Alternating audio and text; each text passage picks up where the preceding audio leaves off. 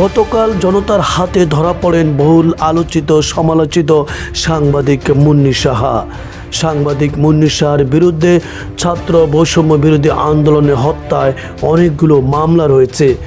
মূলত জনগণ তাকে একটি টেলিভিশনের সেক্টরে বের হওয়া সময় দেখে তাকে সেখানে অ্যাটাক করে। পরে পুলিশ তাকে ধরে নিয়ে যায় এবং নিরাপত্তার সাথে ডিবি কার্যালয়ে তাকে প্রেরণ করা হয়। গত সারা রাত তাকে সেখানে আটক রাখার পর মুচলেখা দিয়ে ভোরবেলায় তাকে পরিবারের কাছে জিম্মিতে ছেড়ে দেওয়া হয়। এখানে মুন্নী সাহাকে কেন এতগুলো মামলা থাকা সত্ত্বেও ছেড়ে দেওয়া হয়েছে তার কারণও তারা উল্লেখ করেছে। ফৌজদারি কার্যবিধির 497 ধারার উপধারা 1 অনুযায়ী কোনো ব্যক্তিকে পুলিশ জামিন অযোগ্য অপরাধে আটক বা গ্রেপ্তার করলেও তাকে জামিন দেওয়া যেতে পারে।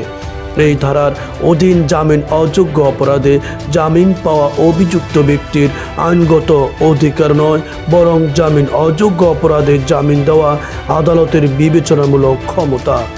আদালত ইচ্ছা করলে জামিন দিতে পারেন, আবার নাও দিতে পারেন, কিন্তু জামিন অযোগ্য অপরাধে আদালত অভিযুক্ত ব্যক্তিকে জামিনে মুক্তি দেবেন না যদি সে মৃত্যুদণ্ড বা যাবজ্জীবন কারাদণ্ডে দণ্ডনীয় কোনো অপরাধী বলে বিশ্বাস করার মতো আদালতে বিশেষ বিবেচনায় 3টি ক্ষেত্রে আদালত জামিন মঞ্জুর করতে পারেন। আসামি যদি শিশু বা বৃদ্ধ হন, পীড়িত বা অক্ষম হন এবং আসামি যদি নারী হন।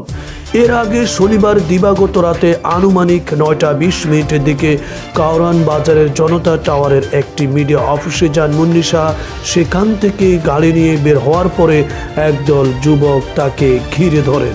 তেজগাঁও থানার অধীনে গণমাধ্যমকে জানায় মুন্নী সাহা একটি মামলায় অভিযুক্ত রয়েছেন এবং স্থানীয় কারণ বাজারের লোকজন তাকে ধরে গ্রেপ্তারের জন্য পুলিশের হাতে সোপর্দ করে।